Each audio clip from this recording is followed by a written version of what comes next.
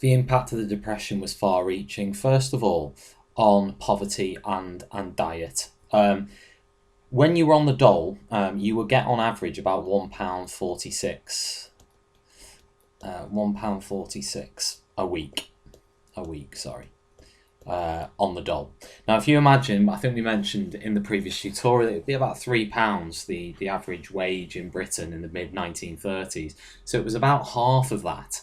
Now, if you imagine within that £1.46, you have to pay for rent, coal, gas, perhaps meat, milk, bread, margarine, jam, and shoes. Once you've done all of that, and clothes, once you've done all of that, you have very, very little left. And this led to many cases of malnutrition, especially for children who would not be fed things like vegetables, milk, fresh fruit, meat, things that we perhaps take for granted now. They would not get much of at all back then. Very famously in 1936, this is the dole, by the way, over here. In 1936, there was a survey published of people's health in Britain, and at the end of the survey, they basically said that the result was that 4.5 million people had a diet that was completely inadequate, which is a lot of people. You know, that's a lot of people with a diet. 4.5 million with inadequate diet. So it's really, really difficult for them, and it's very difficult for them to make ends meet and to feed their families. The most common things they would be fed is a staple diet of bread, margarine, potato, sugar, and tea. But but ultimately, this is not a mixed diet. It's not, particularly for children, it's not a healthy one. And one of the offshoots of this, of course, was that mothers would sacrifice themselves for the children. And there were cases where mothers died because they basically starved themselves to death, so the child could have a decent meal on a regular basis. So poverty and diet, massive impact on that.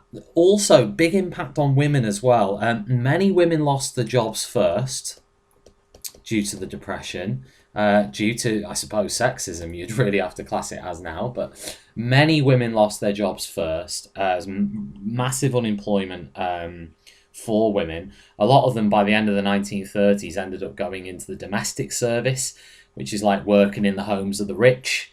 It was a job that many women didn't like, but by the end of the 1930s, many of them didn't really feel they had a choice. Also, that in a family unit, national insurance covered the worker. So national insurance covered the worker and not necessarily the woman and child, which meant that the man was covered for his medical treatments, but the women and the children had to actually pay for that treatment in many cases. So that meant that the death rate for women was actually much higher than it was for men. So national insurance only for the worker, which most of the time was the man. So as we mentioned, that had a knock-on effect. Another big impact was on health and housing. So one of the consequences of poverty and poor diet was the higher infant mortality rate. I think we mentioned earlier about the fact that lots of children were dying due to ill health. For example, in the 1930s, for every 3 children from richer families who died young, there were 8 children from poorer families. So 3 children die from rich families, whereas 8 children die from poor families. And we're talking about children who die young here, who die young. So you can see there's a massive difference here. There's a massive difference between 3 and 8. And there wasn't this attitude that we perhaps have now in Britain, that everybody deserves that equal right and opportunity. Back in the 30s, it was very different to that, as you can see from those statistics.